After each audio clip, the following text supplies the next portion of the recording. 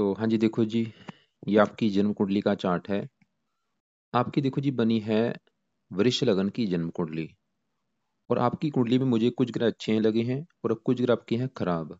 और ये अभी पूरा आपको मैं विस्तार से बताऊंगा कि जो ग्रह आपके अच्छे हैं वो क्या अच्छे फल देंगे, खराब ग्रह आपके क्या खराब फल देंगे, और अपने खराब ग्रहों को कैसे सही करना है। लेकिन उससे पहले आपको मैं थोड़ी सी बेसिक जानकारी बता देता हूँ ताकि जो आपको मैं भविष्यवाणी बताने वाला हूँ वो आपको अच्छी तरह से समझ आ जाए। तो बेसिक जानकारी ये है कि जो कुंडली होती है इसमें टोटल 12 घर होते हैं। और ये 12 घर किसी न किसी जानकारी को दर्शाते हैं। तो सबसे पहले देखो जी, आपने 12 घरों को समझना है कि 12 घर आखिर है कौन से। तो ये है आपका पहला घर। यहाँ पे जो राहु मैंने लिख रखा है ये घर पहला है। वैसे यहाँ पे दो लिखा है, ये नंबरों को पहले आप मत देखो। भूल जाओ कि यहाँ पे कोई दो लिखा है कोई तीन लिखा है, इनको आपने नहीं देखना। बस आप ये याद करो कि ये आपका पहला घर है। और ये है आपका दूसरा घर, याद कर लो। ये तीसरा घर है, लिखा चार है लेकिन तीसरा घर है। मैं फिर बोलूंगा, ऐसे उलझन में आप पड़ जाएंगी। आपने सिर्फ घर याद करने हैं। ये तीसरा घर, ये चौथा घर, ये पांचवा, ये है छठा घर, और ये है सातवां घर, आठवां, नौवां, दसवां, ग्यारहवां और ये 12वां घर। तो 12 घरों को रट्टा लगा के आप याद कर लो। फिर आ गया पहला घर। ये जो पहला घर है, इस घर से आपका शरीर देखेंगे। आपका शरीर कैसा होगा, सेहत कैसी होगी, स्वभाव कैसा होगा, रंग रूप कैसा होगा, पर्सनैलिटी कैसी होगी, इस पहले घर से देखेंगे। ये है दूसरा घर आपके धन जोड़ने का। ये तीसरा घर है आपके छोटे भाई बहनों का। ये है चौथा घर आपकी माता, मकान, वाहन का। ये है पांचवा घर आपके बच्चों का। ये छठा घर है शत्रु, रोग, कर्जे का। और ये है सातवां घर आपके पति का घर, विवाह का घर। ये आठवें घर से आपकी आयु देखेंगे, नौवें घर से भाग्य देखेंगे, 10वां घर काम काज का है, 11वां घर लाभ, और 12वां घर आपके खर्चों का। तो आपको क्लियर हो चुका है कि जो 12 घर हैं वो किसी न किसी जानकारी को दर्शा रहे हैं। और आपने जो भी कुछ देखना है उस घर को देखना है, और उस घर का जो मालिक है उसको देखना है। जैसे कि ये है दूसरा घर, और दूसरा घर मैंने बोला है आपके धन जोड़ने का है। जो आप धन जोड़ेंगी, धन कमाना इस 11वें घर से देखते हैं, धन जोड़ना दूसरे घर से। तो दूसरे घर का मालक है तीन, लिखा है दूसरे घर में। घर है दूसरा, लिखा है तीन, 3 नंबर है मिथुन राशि, मालक है बुध। तो आपके धन जोड़ने के लिए इस बुध को देखेंगे। ऐसे ही ये है चौथा घर। और ये चौथा घर मैंने आपको अभी बोला आपकी माता, मकान, वाहन का है। तो इन चीजों को देखने के लिए इस चौथे घर को देखेंगे। और चौथे घर में लिखा है 5 नंबर, मालक है इसका सूर्य है। तो आपके सूर्य को देखेंगे। तो मोटा मोटा आपको समझ आ चुका है कि जो भी कुछ देखना है उस घर को देखना है, उस घर का जो मालिक है कौन है, कहाँ बैठा, उसको देखना है। अब देखो जी, बात करते हैं भविष्यवाणी की। तो भविष्यवाणी ये है, एक तो अभी आपको मैंने जैसे बोला कि जो भी कुछ देखना अपने उस घर को देखना है, पहली बात तो ये। दूसरी बात ये है कि ये जो ग्रह होते हैं इन सभी का जो असर है वो आपके ऊपर अभी भी पड़ रहा है।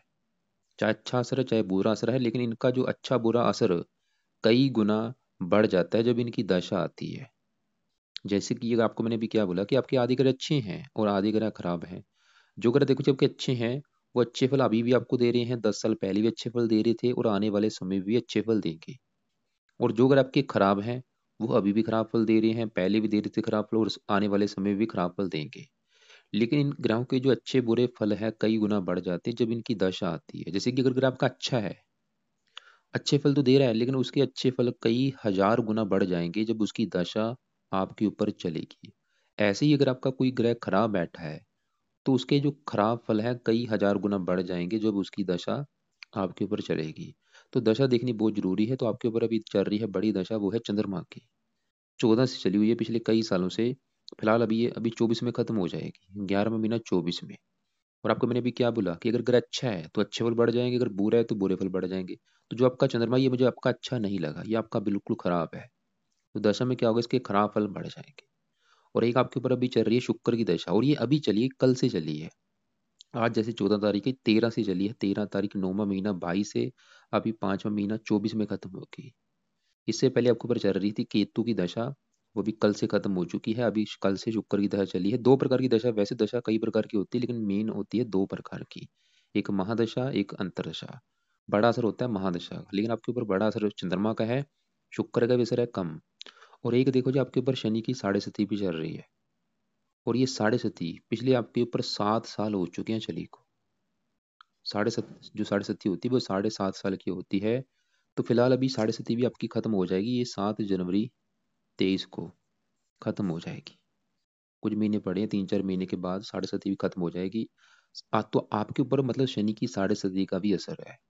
तो आपको क्लियर हो जाएगा आपके ऊपर जो बड़ा असर चंद्रमा का है, शुक्र का और साढ़े सती का।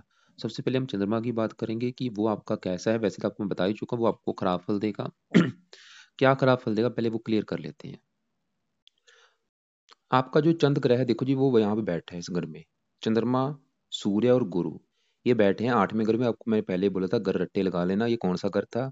नंबर पहले मत देखो, नंबरों से आप उलझ जाएंगे। लिखा 9 है लेकिन घर है 8वां।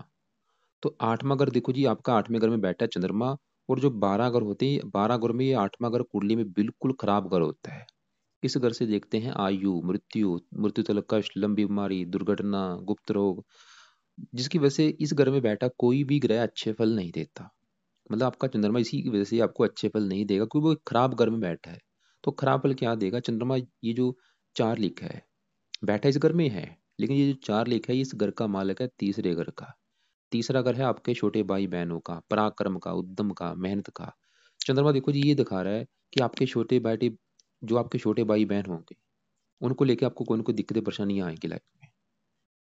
जहाँ तो उनसे आपकी नहीं बनेगी, जहाँ तो होंगे ही नहीं, जहाँ उनसे लेकर आपको कोई ना कोई दिक्कतें परेशानियां आएंगी। चंद्रमा आपकी माता कारक, आपको माता को लेकर दिक्कतें परेशानियां आएंगी।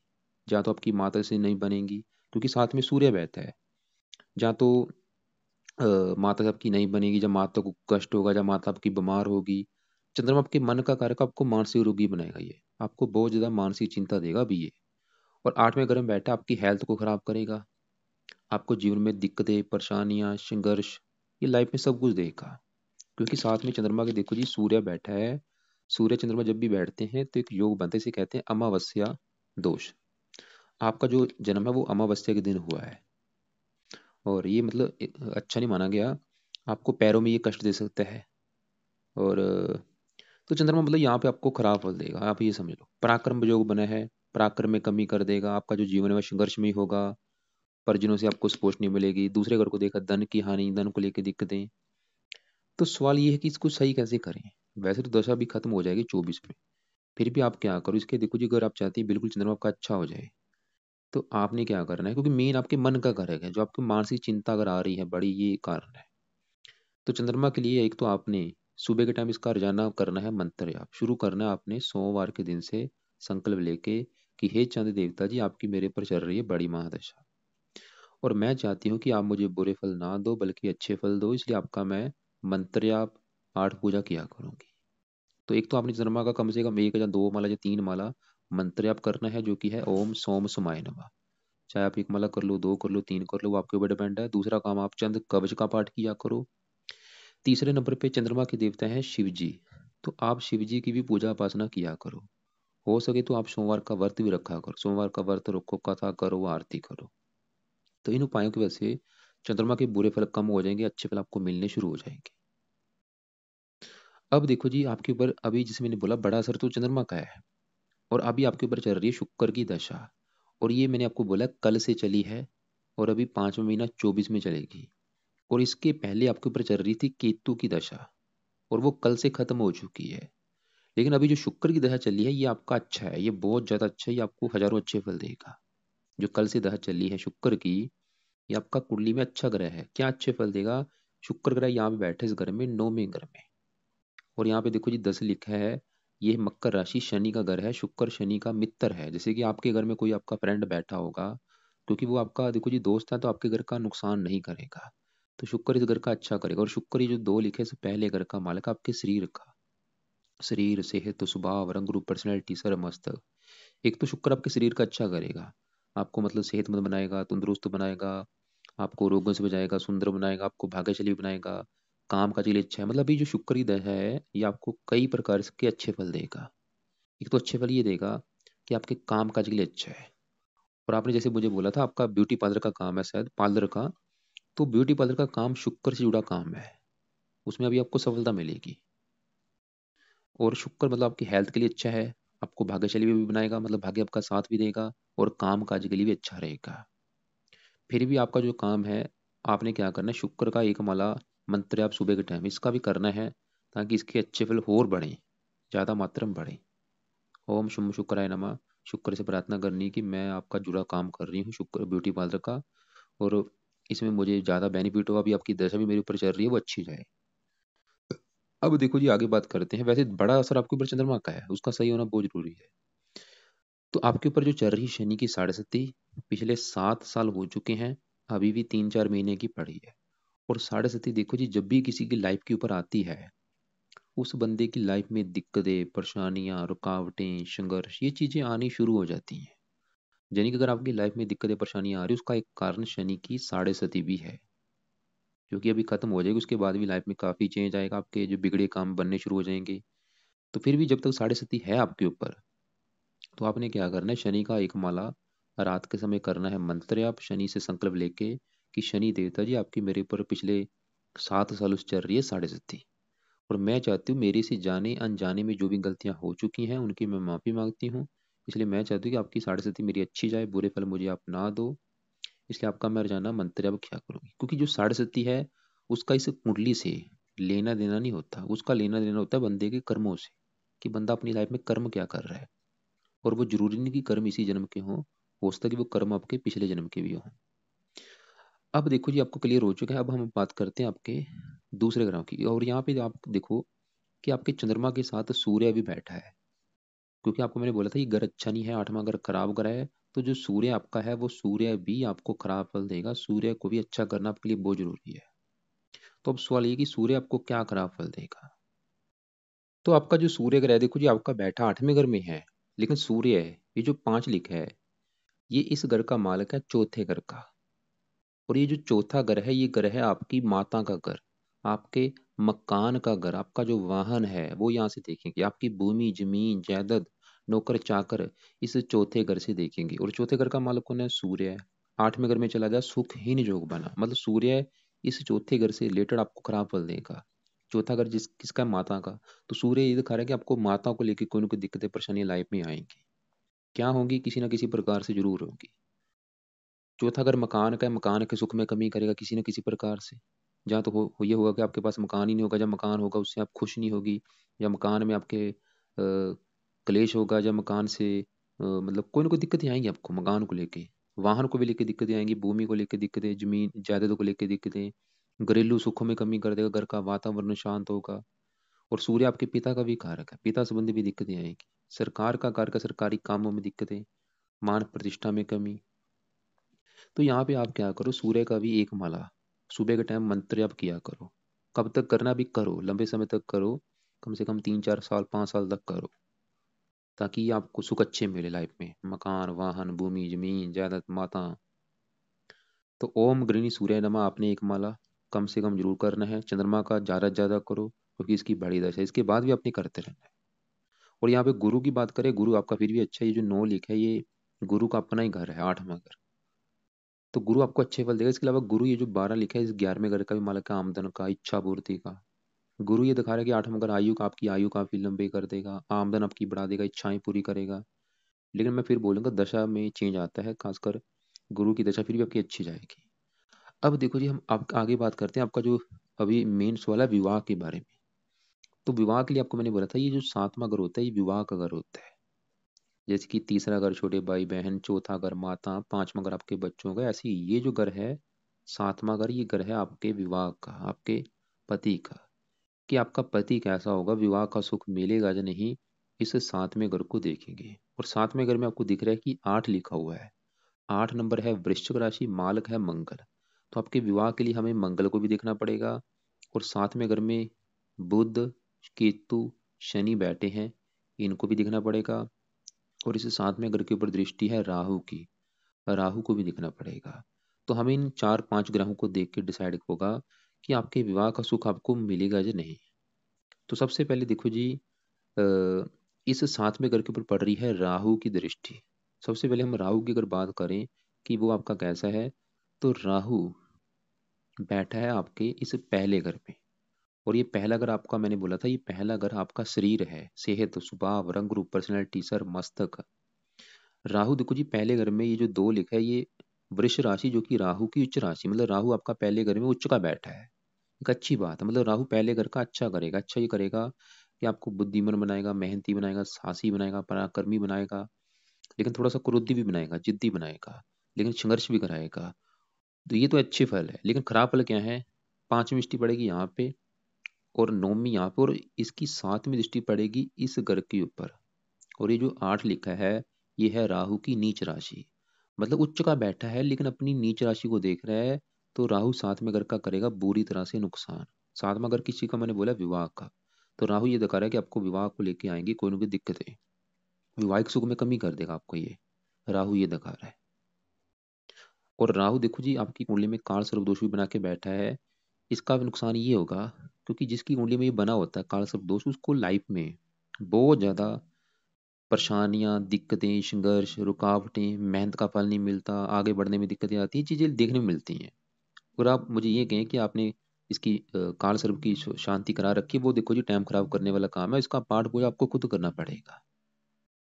तो अगर आप चाहती हैं कि राहु का जो काल सर्प दोष बना हुआ है, इसका असर आपको ना मिले, और वो शांति कराने से हल नहीं हुआ खाली, और खाली ये मत सोच लेना कि काल सर्प दोष की वजह से आपकी लाइफ में जो भी दिक्कतें आ रही है वो कारण है, जरूरी नहीं है। क्योंकि कुछ दूसरे कारण भी हैं, सभी आपको मैं बता चुका हूँ, सबका अपना अपना डिपार्टमेंट है। तो राहु आपको क्लियर हो चुका है, अच्छे फल भी दे रहा है, पहले घर का तो अच्छा कर रहा है, लेकिन ये सातवें घर का कर रहा है नुकसान, जो कि विवाह के घर का है। तो अगर आप चाहती है कि राहु जो आपके विवाह के घर का नुकसान कर रहा है वो ना करे, पहली बात ये। दूसरी बात ये कि अगर आप चाहती है कि राहु के जो वैसे भी काल सर्प दोष बना है उसका नुकसान बस यही है कि आपका जो जीवन है वो संघर्ष में ही होगा, दिक्कतें परेशानियां आएंगी, और ये आप बुरे फलों से बचना चाहती हैं, तो आप राहु के उपाय करो। उपाय में से आपने राहु का एक तो कम से कम एक माला मंत्र आप करना है रोजाना, ओम राम राहवे नमः। और ये आप करो, ऐसा करना है कि आपने इसके एक मंत्रों को सिद्ध करना है। इसकी संख्या है 18,000, वो आपने करनी है पूरी, संकल्प लेके शनिवार के दिन से, कि राहु देवता जी आपके मैं मंत्रों को सिद्ध करूंगी, ताकि आपकी जो आपके मुझे बुरे फल ना मिले, अच्छे फल आप मुझे दो, और आप वैसे भी मेरी कुंडली में काल सर्पदोष बना के बैठे, उसका बुरा फल मुझे ना मिले। तो ओम राम राहवे नमः मंत्र आपने 18,000 पूरे करने हैं।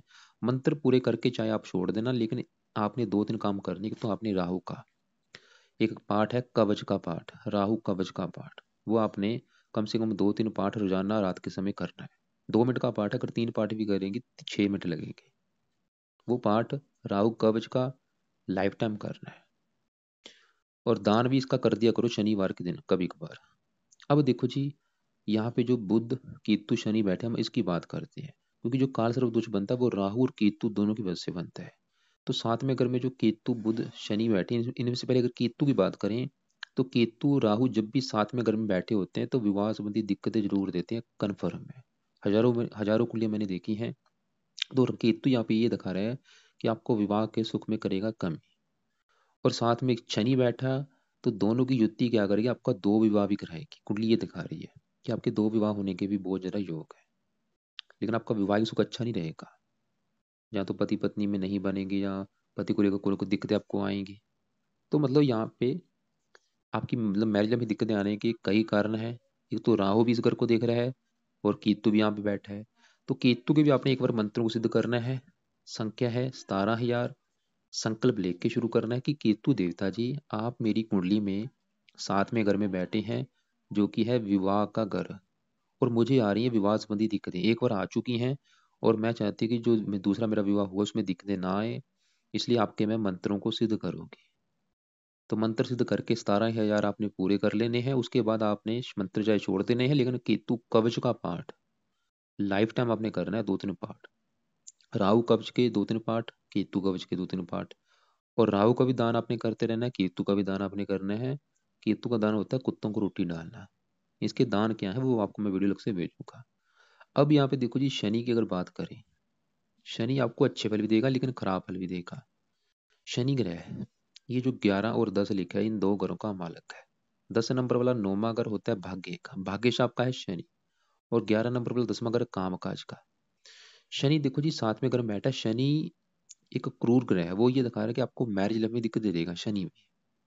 लेकिन शनि की 3 दृष्टियां, तीसरी पड़ेगी अपने घर के ऊपर, ये दिखा रहा है कि आपको भाग्यशाली भी बनाएगा, लगन को देख रहा है आपको मेहनती बनाएगा, साहसी, काम काज के लिए अच्छा है।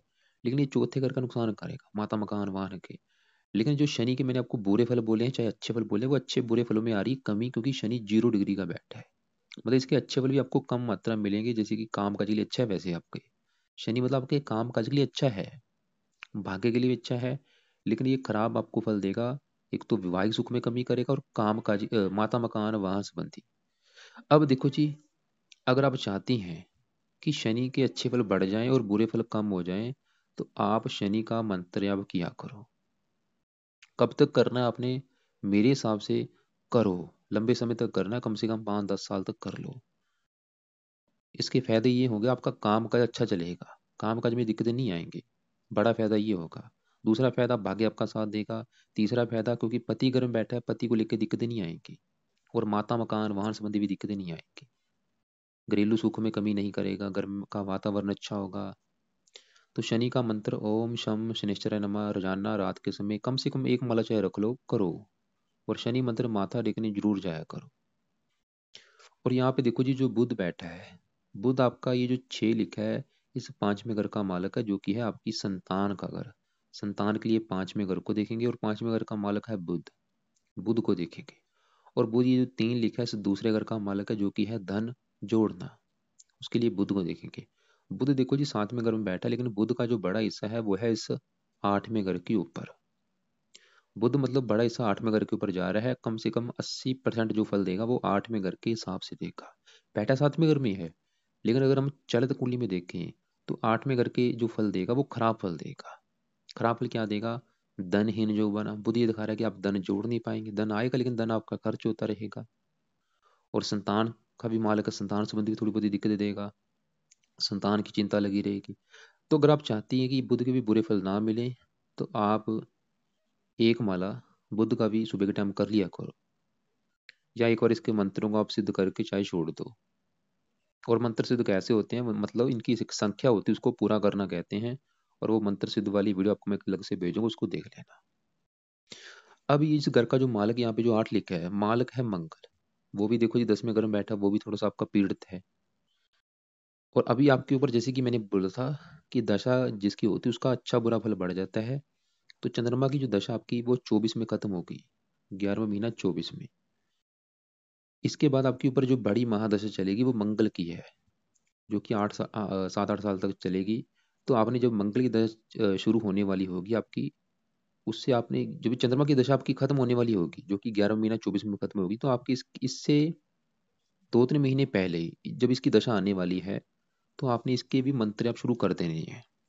मंगल के मंत्र आपने करने हैं, जो कि आपने 1-2 माला इसका मंत्र आप करना है। ओम अंग अंगारक नमः, साथ में मंगल कवच का पाठ, स्रोत का पाठ, इसके जो देवता हनुमान जी उसकी पूजा उपासना करनी है, इसकी खासकर दशा में, ताकि इसकी जो दशा आने वाली वो आपकी अच्छी जाए। वैसे तो मंगल आपको अच्छे फल ही देगा, लेकिन फिर भी थोड़ा बहुत खराब फल भी देगा। तो आप अगर इसके पाठ पूजा करेंगे तो अच्छे फल बढ़ जाएंगे, जो बुरे फल है वो कम हो जाएंगे। तो आपकी अगर देखो जी कुंडली में देखें, तो आपकी मैरिज लाइफ में दिक्कतें आने के 3-4 कारण है, बड़ा कारण है। एक तो राहु की 7वें घर के ऊपर दृष्टि, जो कि राहु की नीच राशि है। दूसरा कारण 7वें घर में केतु का बैठना, और केतु के साथ शनि का बैठना। बहुत जरा कुंडली देखी, केतु शनि यहाँ पे बैठ के 2 विवाह कराते हैं। और इसके अलावा एक आपकी कुंडली में जो कार सर्व दोष बनाई, वो ये दिखा रहा है कि लाइफ में संघर्ष कराएगा। तो राहु केतु के पहले मंत्रों को सिद्ध करो, और इसके कवच के पाठ करते रहना आपने, और इसके दान भी करते रहना। शनि का भी एक माला रख लो रात के समय, क्योंकि आपकी जो 7.5 चल रही है उसके भी आप बुरे फलों से बचेंगी। और वैसे भी शनि के जो प्लेसमेंट के हिसाब से अच्छे फल है वो बढ़ जाएंगे, मतलब काम का चलिए अच्छा है, भाग्य के लिए अच्छा है, पति के लिए अच्छा होगा। तो राहु केतु शनि, इनके जो पाठ पूजा वो आपने करनी है रात के समय। और सुबह के टाइम आपने जो काम करने, तो चंद्रमा का मंत्र है, आप चाहे स्टार्टिंग में एक माला कर लो, लेकिन 1-2 माला जरूर करो। और इसके अलावा चंद्र कवच का पाठ कर लो, और शिव जी की पूजा उपासना किया करो। और इसके अलावा सुबह के टाइम आपने सूर्य का भी एक माला करना है। अभी करना है, लंबे समय तक करना है आपने, 4-5 साल तक करो। सूर्य का करने से माता मकान वाहन के लिए अच्छा होगा। और इसके अलावा आपने शुक्र की जब तक दशा है वो करना है, ताकि इसके अच्छे फल बढ़े। तो सुबह के टाइम आपने चंद्रमा, सूर्य और शुक्र इनके आपने करने हैं। और रात के समय राहु केतु शनि के। बाकी आप एक बार ऐसा करना, मुझे कॉल कर लेना, जो भी आपके सवाल होंगे, जो आपको मेरी बात समझ ना लगी हो, वो आप मुझे कॉल करके पूछ लेना। बाकी अभी जैसे मैंने बोला शुक्र, इसके पहले शुक्र केतु की दशा थी, वो आपका समा खराब था, लेकिन अभी फिर भी शुक्र आपको अच्छे फल देगा। लेकिन जो बड़ी दशा चंद्रमा की वो फिर भी आपका खराब है, तो उसके उपाय करने बहुत जरूरी है। और साढ़े सती भी आपकी चल रही है। और बाकी फिर भी आप एक बार कॉल कर लेना मुझे, और कॉल आप मुझे दोपहर को 1 और 2 के बीच में कर लेना।